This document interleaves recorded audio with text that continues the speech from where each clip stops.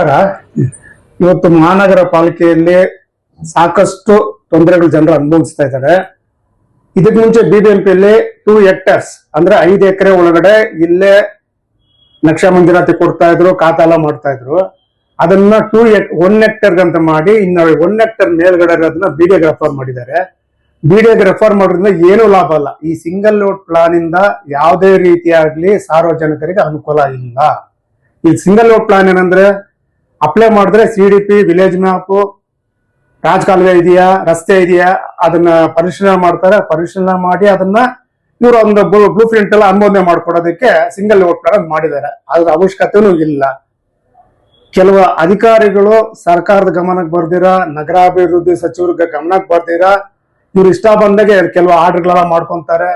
ಇವತ್ತು ಸಾರ್ವಜನಿಕರಿಗೆ ಬೇಕಾದಷ್ಟು ಈ ಖಾತೆ ಇದೆ, EPD ನಂಬರ್ ಜನರೇಟ್ ಆಗ್ತಾ ಇಲ್ಲ. ಅನುಮೋದನೆ ಮಾಡಿ ಗವರ್ನರ್ ಅಪ್ರೂವಲ್ ಮಾಡಿದ್ರೆ ಒಳ್ಳೇದು. ಇನ್ನು ನಾಗಮೋಹನ್ ದಾಸ್ ಕಮಿಟಿ ತರ ಮಾಡಿದ್ರೆ ಇದಕ್ಕೆ ಅನುಕೂಲ ಆಗುತ್ತೆ. ಇದರಿಂದ ಏನು ಅನುಕೂಲ ಇಲ್ಲ. ಇವಾಗ 2 hectare ಮೇಲೆ ಬಿಡಿಎಗೆ ಏನು ಇವ್ರು ರೆಫರ್ ಮಾಡ್ತಾ ಇದಾರೋ, ಬಿಡಿಎದಲ್ಲಿ ಒಂದು ದೊಡ್ಡ ಮಾಫಿಯಾ. ಅಲ್ಲಿ ಎಕರೆಗೆ 15 ಲಕ್ಷ ಫಿಕ್ಸ್ ಮಾಡ್ತಾರೆ. ಎಕರೆಗೆ 15 ಲಕ್ಷ ಫಿಕ್ಸ್ ಮಾಡಿದ್ರೆ 3 ತಿಂಗಳಾದ್ರೂ ಅಲ್ಲಿ ಯಾವುದೇ ರೀತಿ ಅನುಕೂಲ ಆಗಲ್ಲ. ಈಗ 1 hectare ಮೇಲೆ ಪ್ರತಿಯೊಂದನ್ನು ಚೀಫ್ ಕಮಿಷನರ್ಗೆ ರೆಫರ್ ಮಾಡ್ತಾರೆ. ಚೀಫ್ ಕಮಿಷನರ್ಗೆ ಬೆಂಗಳೂರು ಬೇಕಾದಷ್ಟು ಕೆಲಸಗಳಿದೆ.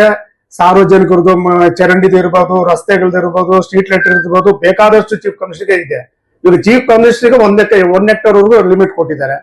ನಾವ್ ಹೇಳ್ತಾರೆ ಅಂದ್ರೆ 2 hectare ವರೆಗೂ ಝೋನಲ್ ಕಮಿಷನರ್ ಕೊಟ್ಟು ಝೋನಲ್ ಹಂತದಲ್ಲೇ ಮಾಡಿ. ಮತ್ತೆ ಸಂಬಂಧಪಟ್ಟ ಇಂಜಿನಿಯರ್ಗಳಿದ್ದಾರೆ, ಝೋನಲ್ ಕಮಿಷನರ್ ಇದ್ದಾರೆ. ಇವಾಗ ಝೋನಲ್ ಕಮಿಷನರ್ ಬಂದ್ಮೇಲೆ ಝೋನಲ್ ಕಮಿಷನರ್ಗೆ 1 hectare 2 hectare ವರೆಗೂ ಇಲ್ಲೇ ಅವ್ರಿಗೆ ಅನುಮೋದನೆ ಮಾಡಕ್ ಕೊಡಿ. ಮತ್ತೆ ಝೋನಲ್ ಕಮಿಷನರ್ ಬಂದಿರೋದೇನಕ್ಕೆ ಇಲ್ಲಿ ಸಾರ್ವಜನಿಕರ ತೆರಿಗೆ ಹಣನ್ನ ಲಾಸ್ ಮಾಡ್ಕೊಂಡಿದ್ರೆ ಸುಮ್ಮನೆ ಕುತ್ಕೊಂಡಿದ್ದು ಹೋಗಿ ಸ್ಯಾಲ್ರಿ ಕೊಡೋದು ಅವ್ರಿಗೆ. ಇದರಿಂದ ಏನು ಅನುಕೂಲ ಇಲ್ಲ. ಇದರಲ್ಲಿ ಬೇಕಾಬಿಟ್ಟು ಎಲ್ಲಾ ಅಧಿಕಾರಿಗಳು ಇವ್ರಿಗೆ ಇಷ್ಟ ಬಂದಾಗೆ ಅನುಮೋದನೆಗಳು ಕೊಡ್ತಾವ್ರೆ. ಇದು ಖಂಡಿತವಾಗ್ಲೂ ಇದು ಸರಿ ಇಲ್ಲ. ಇದು ಸುಮಾರು ಇವತ್ತಿಗೆ 6-7 ತಿಂಗಳಾಗಿದೆ. 6-7 ತಿಂಗಳಿಂದ ಇದುವರೆಗೂ ಯಾವ್ದೋ ಒಂದು ನಕ್ಷೆ ಆಗ್ತಾ ಇಲ್ಲ. ನಕ್ಷಾ ಮಂಜೂರಾತಿ ಈ ಖಾತಾ ಕೇಳ್ತಾರೆ, ಈ ಖಾತಾ ಮಾಡಕ್ ಹೋಗೋದ್ರೆ ಸಿಂಗಲ್ ಲೋಡ್ ಪ್ಲಾನ್ ಕೇಳ್ತಾರೆ. ಇವಾಗ 1 hectare ವರೆಗೂ ಚೀಫ್ ಕಮಿಷನರ್ ಕೊಟ್ಟಿದ್ದಾರೆ. 1 hectare ಚೀಫ್ ಕಮಿಷನರ್ ಕೊಟ್ಟಿದ್ದಾರೆ ಅಂದ್ರೆ ಪ್ರತಿಯೊಂದು 30-40 60-40 ಪ್ರತಿಯೊಂದು ಚೀಫ್ ಕಮಿಷನರ್ಗೂ ಹೋಗಿ ಅವ್ರ ಅನುಮೋದನೆ ಕೊಟ್ಟು ಸಾರ್ವಜನಿಕರಿಗೆ ಯಾವ ನಕ್ಷೆ ಸಿಕ್ಕದು. ಅದರಲ್ಲಿ ಎರಡನೇದು ಈ RTA ಅವರು ಮಾಫಿಯಾಗಳು ದೊಡ್ಡ ದಂಧೆ ಆಗ್ಬಿಟ್ಟಿದೆ. ಸರ್ಕಾರದ ಅಧಿಕಾರಿಗಳು ಸಾರ್ವಜನಿಕರ ಕೆಲಸ ಮಾಡೋಕ್ ಬದಲು RTA ಕೆಲಸ ಮಾಡೋದೇ ಹೆಚ್ಚು ಜಾಸ್ತಿ ಆಗಿದೆ. ಆಯೋಗದ ಕಮಿಷನರ್ ದಯವಿಟ್ಟು ಇದನ್ನ ಗಮನದಲ್ಲಿ ತಗೊಂಡು ಈ RTA ಕಾರ್ಯಕರ್ತರಲ್ಲಿ ಸ್ವಲ್ಪ ಮಟ್ಟ ಹಾಕಿ ಸರ್ಕಾರದ ಅಧಿಕಾರಿಗಳಿಗೆ ಅನುಕೂಲ ಆಗೋ ತರ ಕೆಲಸ ಮಾಡಕ್ಕೆ ಅನುಕೂಲ ಮಾಡಿಕೊಡ್ಬೇಕು. ಇವಾಗ 2008ನೇ ಇಸ್ವಿಯಿಂದ ಬಿಬಿಎಂಪಿ ಯಾವಾಗಾಯ್ತು ಅವಾಗಿಂದ 5 ಎಕರೆ ಮೇಲ್ಪಟ್ಟಿದ್ರೆ ಮಾತ್ರ ಬಿಡಿಎಗೆ ಅನುಮೋದನೆಗೆ ಹೋಗ್ಬೇಕು ಅಂತ ಕಾನೂನು ಇತ್ತು. ಏಕಾಕಿ ಇವರು ಅದನ್ನ ಇವಾಗ ಲಾಸ್ಟ್ ಮಾದೇಪುರ ಮೀಟಿಂಗ್ ಅಲ್ಲಿ ಚೀಫ್ ಕಮಿಷನರ್ ಹತ್ರ ನಾವೇ ಸಾರ್ವಜನಿಕರು ಖುದ್ದಾಗಿ ನಾವೇ ಮಾತಾಡಿದೀವಿ. ಸ್ವಾಮಿ, ನೀವು 5 ಎಕರೆ 2 hectare ವರೆಗೂ ನಮ್ಮ ಝೋನಲ್ ಕ್ಷೇತ್ರದಲ್ಲೇ ಮಾಡೋ ತರ ಮಾಡಿ, ಬಿಡಿಎಗೆ ಹೋದ್ರೆ ನಮ್ಗೆ ಭಾರಿ ತೊಂದರೆ ಆಗತ್ತೆ, ಅಲ್ಲಿ ಯಾವುದೇ ಕೆಲಸ ಆಗಲ್ಲ ಅಂತ ಹೇಳಿದೀನಿ. ಇವತ್ತು ಎಷ್ಟೊಂದು ಕೆಟ್ಟದಾಗಿ ಮಹಾನಗರ ಪಾಲಿಕೆ ಆಗಿರ್ಬೋದು, ಬಿಬಿಎಂಪಿ ಆಗಿರ್ಬೋದು, ರೆವಿನ್ಯೂ ಸೆಕ್ಷನ್ ಆಗಿರ್ಬೋದು, ಬಿಡಿಎಲ್ ಆಗಲಿ ಎಲ್ಲಾ ಕಡೆಯಲ್ಲೂ ಸಾರ್ವಜನಿಕ ಸಿಕ್ಕಾಪಟ್ಟೆ ತೊಂದರೆ ಆಗಿದೆ. BMRDಯಲ್ಲಿ ಪ್ಲಾನ್ ಪ್ಲಸ್ CC ಒಟ್ಟಿಗೆ ಕೊಡ್ತಾರೆ. ಇಲ್ಲಿ ನಕ್ಷಾ ಮಂಜೂರಾತಿ ಸಪರೇಟ್ ಕೊಡ್ತಾರೆ. ನಕ್ಷಾ ಮಂಜೂರಾತಿ ಆದ್ಮೇಲೆ ತಿರ್ಗಾ CCಗೆ ದುಡ್ಡು ಕೊಡಬೇಕು. ಎಲ್ಲದಕ್ಕೂ ದುಡ್ಡು ಅಂತೇಳಿ ಜನರು ಸತ್ತು ಸುಮ್ಮನಾಗಿದ್ದಾರೆ.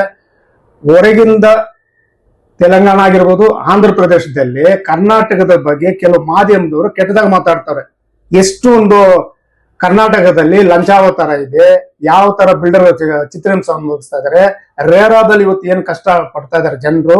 ಆಲ್ಮೋಸ್ಟ್ ಕರ್ನಾಟಕದಲ್ಲಿ ಎಲ್ಲಾ ಬಿಲ್ಡರು ಎಲ್ಲ ಕೈ ತೊಳ್ಕೊಂಡು ಹೋಗಿದಾದ್ರೂ ಈ ಸರ್ಕಾರದ ಅಧಿಕಾರಿಗಳಿಗೆ ಇದುವರೆಗೂ ಗಮನ ಇಲ್ಲ. ದಯವಿಟ್ಟು ಮಾನ್ಯ ನಗರಾಭಿವೃದ್ಧಿ ಸಚಿವರು ಇಷ್ಟ ಬಂದ ಇದು ಮಾಡ್ತಾವ್ರೆ. ಇವತ್ತಿಗೂ ನಕ್ಷಾ ಮಂಜೂರಾತಿ ಸ್ಟಾಪ್ ಆಗಿ 6 ತಿಂಗಳಾದ್ರೂ ಯಾವುದೇ ರೀತಿ ಕೆಲಸ ಕಾರ್ಯಗಳು ನಡೀತಾ ಇಲ್ಲ. ದಯವಿಟ್ಟು 5 hectare ಮೇಲೆ ಸದನದಲ್ಲಿ ಅನುಮೋದನೆ ಕೊಟ್ಟು, ಸೆಷನ್ ಅಲ್ಲಿ ಅನುಮೋದನೆ ಕೊಟ್ಟು, ರಾಜ್ಯಪಾಲರದ ಅನುಮೋದನೆ ಪಡೆದು ಝೋನಲ್ ವೈಸ್ ಅಲ್ಲೇ 2 hectare ವರೆಗೂ ಸಿಂಗಲ್ ನಕ್ಷೆ ಅನುಮೋದನೆ ಮಾಡೋದಕ್ಕೆ ಅವಕಾಶ ಮಾಡಿಕೊಡ್ಬೇಕು. ಮತ್ತೆ ಎರಡನೇದು, ಆಲ್ರೆಡಿ ಇವಾಗ ADTP, AE, JD zonal commission ಇದ್ದಾರೆ. ಮತ್ತೆ ನಾವು ಝೋನಲ್ ನಿಂದ ನಾವು ಸಿಟಿಗೆ ಹೋಗಿ ಹೆಡ್ ಆಫೀಸ್ ಅಲ್ಲಿ ಹೈರೈಸ್ ಪ್ಲಾನ್ ಮಾಡ್ಕೊಬೇಕಾದ್ರೆ ಭಾರಿ ಕಷ್ಟ ಆಗ್ತಾ ಇದೆ. ಅದೇ ತರ ಹೈರೈಸ್ ಬಿಲ್ಡಿಂಗ್ ಸಂಬಂಧಪಟ್ಟ ಝೋನಲ್ ಆಫೀಸ್ ಅಲ್ಲೇ ಝೋನಲ್ ಕಮಿಷನ್ ಹಂತದಲ್ಲೇ ಹೈರೈಸ್ ಬಿಲ್ಡಿಂಗ್ ಪ್ಲಾನ್ ಮಾಡಕ್ಕೆ ಇದನ್ನ ಅನುಕೂಲ ಮಾಡ್ಕೊಡ್ಬೇಕು. ಇದು ಆಲ್ರೆಡಿ ಇದು ಬೊಮ್ಮಾಯಿ ಸರ್ಕಾರ ಇದ್ದಾಗ ಇದನ್ನ ಅನುಮೋದನೆ ಮಾಡಿದ್ರು. ಕೆಲವು ರಾಜಕೀಯ ವ್ಯಕ್ತಿಗಳು ಮತ್ತು ಸರ್ಕಾರದ ಅಧಿಕಾರಿಗಳು ಇದು ತಡೆ ಹಿಡಿದು ಅಲ್ಲಿಗೆ ಮುಚ್ಚಿದ್ದಾರೆ. ಬಹಳ ಬೇಕಾದಷ್ಟು ತೊಂದರೆಗಳು ಅನುಭವಿಸ್ತಾ ಇದ್ದಾರೆ ಜನರಲ್ಲಿ. ಈ ಖಾತಾ ರಿಜಿಸ್ಟ್ರೇಷನ್ ಹೋಗ್ಬೇಕಂದ್ರೆ ಈ ಖಾತಾ ಕೇಳ್ತಾರೆ. ಈ ಖಾತಾ ಅಪ್ಲೈ ಮಾಡಕ್ ಹೋದ್ರೆ ಬೇರೆ ತೋರಿಸ್ತದೆ. PDO ನಂಬರ್ ಜನರೇಟ್ ಆಗಿಲ್ಲ, KYC ಜನರೇಟ್ ಆಗಿಲ್ಲ. ಬೆಳಗಿಂದ ಸಾಯಂಕಾಲವರೆಗೂ ಸಾರ್ವಜನಿಕ ಸುತ್ತು ಅವ್ರ ತಲೆ ಕೆಟ್ಟೋಗಿದೆ. ಇಂಥ ಒಂದು ಅನುಮೋದನೆಯನ್ನ ಖಂಡಿತವ್ರು ನಾವೆಲ್ಲ ಖಂಡಿಸ್ತೀವಿ. ಸಿಂಗಲ್ ಲೇಔಟ್ ಪ್ಲಾನ್ ಅನ್ನೋದು ಏನೂ ಇಲ್ಲ. CDP, village map, revenue records check ಮಾಡೋದು, ಪ್ರೂಫ್ ರೀಡ್ ಮೇಲೆ ಸೀಲ್ ಹಾಕಿ ಸೈನ್ ಹಾಕೊಡೋದು. ಇದಕ್ಕೇನಾಗಲ್ಲ ಸಿಂಗಲ್ ಲೇಔಟ್ ಪ್ಲಾನು.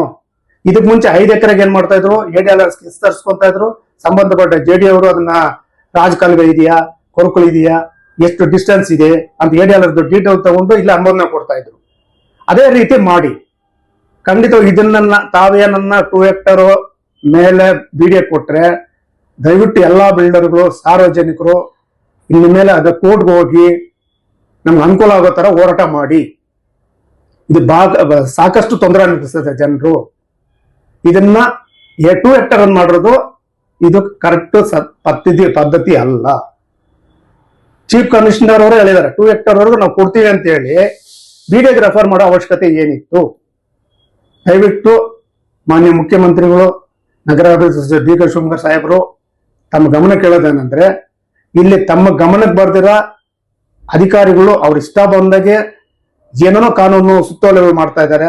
ದಯವಿಟ್ಟು ಇದ್ರ ಬಗ್ಗೆ ತನಿಖೆ ಮಾಡಿ ಎಲ್ಲಾ ಬಿಲ್ಡರ್ಸ್ಗೂ 30-40, 60-40 ಮನೆ ಕಟ್ಟೋರ್ಗು ಎಲ್ಲಾರ್ಗೂ ಅನುಕೂಲ ಆಗ್ಲಿ ಅಂತ ಹೇಳ್ಬಿಟ್ಟು ತಾವು ನೆಕ್ಸ್ಟ್ ಎಲ್ಲಾ ಅಧಿಕಾರಿಗಳು ಮೀಟಿಂಗ್ ಮಾಡಿ ಸಾಕಷ್ಟು ಅನುಭವಿಸಿದ್ದಾರೆ.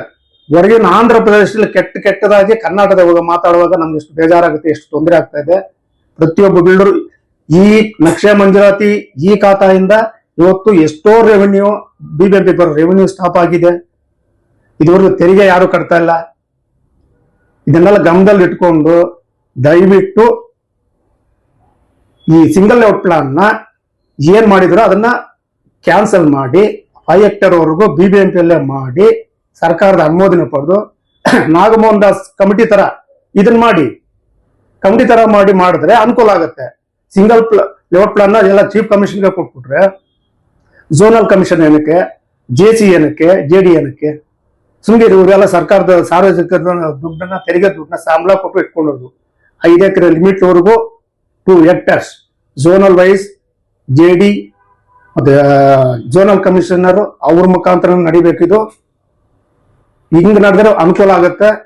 ಸುಮಾರು ಅಂದ್ರೆ ಇವಾಗ ನೋಂದಾವಣೆ ಕನ್ವರ್ಷನ್ ಆಗಿ ನೋಂದಾವಣೆಗೆ ಹೋಗ್ಬೇಕಂದ್ರೆ ಸಿಂಗಲ್ ಲೇಔಟ್ ಪ್ಲಾನ್ ಬೇಕಂತಾರೆ. ಸಿಂಗಲ್ ಲೇಔಟ್ ಪ್ಲಾನ್ BDAಗಾಗಿ ಇದುವರೆಗೂ ಸಿಂಗಲ್ ಲೇಔಟ್ ಪ್ಲಾನ್ BDAದಲ್ಲಿ ಸುಮಾರು 65 ಕಡತಗಳು ಇದೆ. 3 ತಿಂಗಳಾಗಿದೆ, ಇದುವರೆಗೂ ಒಂದು ಫೈಲ್ ಅಲ್ಲ ಅಪ್ರೂವ್ ಮಾಡಿಲ್ಲ. BDAದಲ್ಲಿ ಖಾಸಗಿ ತೆರಿಗೆ ಹೆಚ್ಚಾಗಿದೆ. ಅಲ್ಲಿ ಎಕರೆಗೆ 15 ಲಕ್ಷ ರೂಪಾಯಿ ಲಂಚ ಕೇಳ್ತಾರೆ. ಲಂಚ ಕೊಟ್ಟು 3 ತಿಂಗಳಾದ್ರೂ ಕೆಲಸಗಳಾಗೋದಿಲ್ಲ. ದಯವಿಟ್ಟು ನಗರಾಭಿವೃದ್ಧಿ ಸಚಿವರು ಇದ್ರ ಬಗ್ಗೆ ಗಮನ ಇಟ್ಟು ಈ 2 ಹೆಕ್ಟರ್ ಏನಿದೆಯೋ ಅದನ್ನ ಕ್ಯಾನ್ಸಲ್ ಮಾಡಿ 5 ಹೆಕ್ಟರ್ ಏನಿದೆಯೋ ಅದನ್ನ ಝೋನಲ್ ವೈಸ್ ಮಾಡಕ್ಕೆ ಅನುಕೂಲ ಮಾಡ್ಕೊಡ್ಬೇಕು. ಮತ್ತು ಪ್ರತಿಯೊಂದನ್ನು ಚೀಫ್ ಕಮಿಷನರ್ಗೆ ಹಾಕ್ಬಿಟ್ರೆ ಬೇರೆ ಬೆಂಗಳೂರು ಸರೌಂಡಿಂಗ್ ಬೇರೆ ಕೆಲಸ ಯಾರು ನೋಡೋದು? 30-40 ಒಬ್ಬ 5 ಹೆಕ್ಟರ್ ಏನಿದೆಯೋ ಅದನ್ನ ಝೋನಲ್ ವೈಸ್ ಮಾಡಕ್ಕೆ ಅನುಕೂಲ ಮಾಡ್ಕೊಡ್ಬೇಕು. ಮತ್ತು ಪ್ರತಿಯೊಂದನ್ನು ಚೀಫ್ ಕಮಿಷನರ್ಗೆ ಹಾಕ್ಬಿಟ್ರೆ ಬೇರೆ ಬೆಂಗಳೂರು ಸರೌಂಡಿಂಗ್ ಬೇರೆ ಕೆಲಸ ಯಾರು ನೋಡೋದು? 30-40 ಒಬ್ಬ ಸಿಟಿಯಲ್ಲಿ ಹೋಗಿ ಚೀಫ್ ಕಮಿಷನರ್ ಅಪ್ರೂವ್ ಮಾಡ್ಕೊಂಡ್ ಬರ್ಬೇಕಾದ್ರೆ ಆಗಲ್ಲ. ದಯವಿಟ್ಟು ಇದನ್ನ ಆದಷ್ಟು ಯಾರು ಕಡತಗಳನ್ನು ಅರ್ಜಿಗಳನ್ನು ಸಂಬಂಧಪಟ್ಟ ಅಧಿಕಾರಿಗಳು ಕೊಡ್ತಾರೋ ಆದಷ್ಟು 15 ದಿವಸ ಇಲ್ಲ 20 ದಿವಸ ಒಳಗಡೆ ಪೂರ್ಣಗೊಂಡು ಸಿಂಗಲ್ ಲೇಔಟ್ ಪ್ಲಾನ್ ನಕ್ಷೆಯನ್ನು ಆದಷ್ಟು ಬೇಗ ಕೊಡಬೇಕು. ಇದೆಲ್ಲ ಅನುಕೂಲ ಮಾಡಿ. ಸಿಕ್ಕಾಪಟ್ಟೆ ಜನ ಬೆಂಗಳೂರಲ್ಲಿ ಭಾರಿ ಕಷ್ಟ ಅನುಭವಿಸ್ತಾ ಇದ್ದಾರೆ.